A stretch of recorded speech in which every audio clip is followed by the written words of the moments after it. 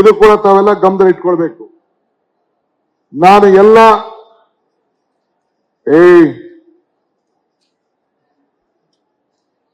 ಎಲ್ಲ ನಾಯಕರುಗಳಿಗೆ ಕೇಳ್ಕೊಳ್ಳೋದಿಷ್ಟೇ. ಮಂಜುನಾಥ್ ಅವ್ರಿಗೆ ನಾನು ಒಂದು ಕಿವಿ ಮಾತು ಹೇಳಲಿಕ್ಕೆ ನಾನು ಬಯಸ್ತಾ ಇದ್ದೇನೆ. ಮೊದಲು ನಾನು ಹೇಳ್ಕೊಂಡು ಬಂದಿದ್ದೇನೆ, every booth should have A digital youth, ಅದು ಕಂಪಲ್ಸರಿ. ಅದರಲ್ಲಿ ಯಾವ ರಾಜ್ಯನೂ ಇಲ್ಲ. ಆ ಡಿಜಿಟಲ್ ಯೂತ್ ಆ ಬೂತ್ ನಲ್ಲಿರುವಂತಹ 200 ಜನ 300 ಜನ ಮೆಂಬರ್ಸ್ ಮಾಡಬೇಕು.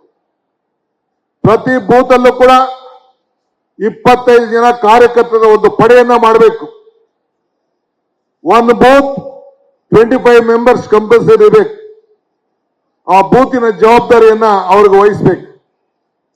ಯಾರು ಬೂತ್ ಅಲ್ಲಿ ಹೆಚ್ಚು ಮತವನ್ನ ಕೊಡ್ತಾನೆ ಅವನೇ ನಾಯಕ. ಹೊತ್ತು ನನ್ನ ಮುಂದೆ ಗಿರಿಗಿಟ್ಲೆ ತಿರ್ಕೊಂಡು, ಸಿದ್ದರಾಮಯ್ಯನ ಮುಂದೆ ಗಿರಿಗಿಟ್ಲೆ ತಿರ್ಕೊಂಡು ಅವನು ನಾಯಕನಲ್ಲ. ಇದು ಹೇಳಲಿಕ್ಕೆ ನಾನು ಬಯಸ್ತಾ ಇದ್ದೇನೆ. ನನ್ನ ಮುಂದೆ ಬಂದು ನನಗೆ ಜೈಕಾರ ಹಾಕ್ಬಿಟ್ರೆ, ನನ್ನ ಪೋಸ್ಟ್ ಹಾಕ್ಬಿಟ್ಟು ಒಂದು ಫೋಟೋ ಹಾಕ್ಬಿಟ್ಟು ನನ್ನ ಮನೆ ಮುಂದೆ ಕಟ್ಟಿಬಿಟ್ರೆ ನಾನು ಒಪ್ಕೋತೀನಿ ಅಂತ ನೀವು ಯಾರು ತಿಳ್ಕೊಂಡಿದ್ರೆ ಅದು ನಿಮ್ಮ ಭ್ರಮೆ. ನಿಮ್ಮ ಓಟು ನಿಮ್ಮ ಬೂತ್ ನಲ್ಲಿ ಯಾರು ಮೆಜಾರಿಟಿ ಕೊಟ್ಕೊಂಡು ಆ ಬೂತ್ ನಲ್ಲಿ ಹೋರಾಟ ಮಾಡಿ, ಬಿಜೆಪಿ ವಿರುದ್ಧ ಹೋರಾಟವನ್ನು ಮಾಡಿ ಕಾಂಗ್ರೆಸ್ನ ಅಧಿಕಾರಕ್ಕೆ ತರ್ತಿರಲ್ಲ, ಅವರು ಮಾತ್ರ ನಮ್ಮ ನಾಯಕರು.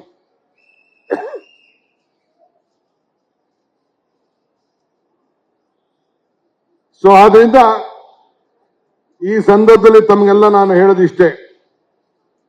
ಈಗ ದೀಪ ಹಚ್ಚಿತು,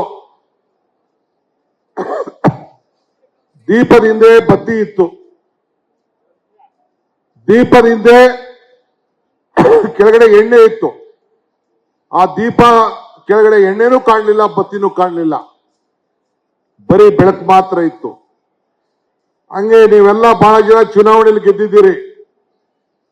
ನೀವು ಗೆದ್ದ ತಕ್ಷಣ ನೀವು ಲೀಡರ್ ಅಂತ ತಿಳ್ಕೊಳಕ್ ಹೋಗಬೇಡಿ.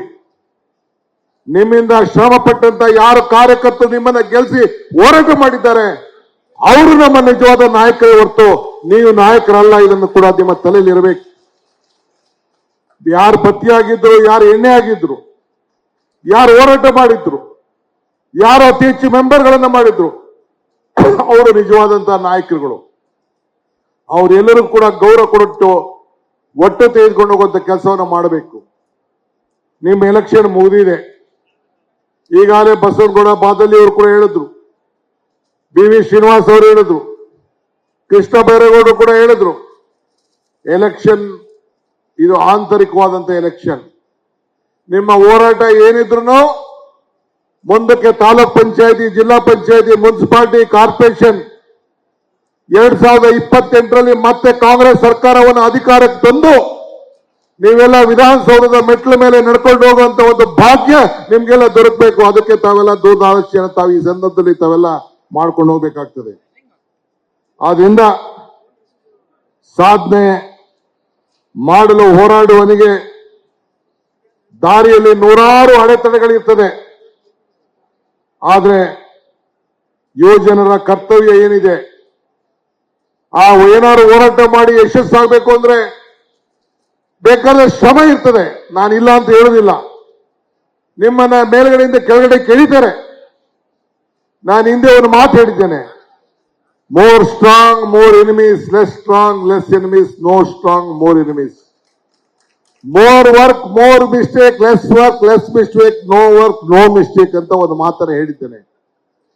ಹಂಗೆ ಯಾರು ಜಾರಿ ಹೆಚ್ಚಿಗೆ ಶಕ್ತಿಶಾಲಿಯಾಗಿರ್ತಾರೋ ಅವನ ಮೇಲೆ ಬಹಳ ವೈರಿಗಳು ಆಗ್ತಾರೆ. ನೀವು ಅದನ್ನ ತಲೆ ಕೆಡಿಸ್ಕೊಳಕ್ ಹೋಗ್ಬೇಡಿ. ನಿಮ್ಮೆಲ್ಲರೂ ಕೂಡ ಒಂದು ದೊಡ್ಡ ಶಕ್ತಿ ಯುವ ಜನರಲ್ಲಿ ಇದೆ. ಅದನ್ನ ಉಳಿಸ್ಕೊಂಡು ಕಾಪಾಡ್ಕೊಂಡು ಹೋಗ್ಬೇಕು.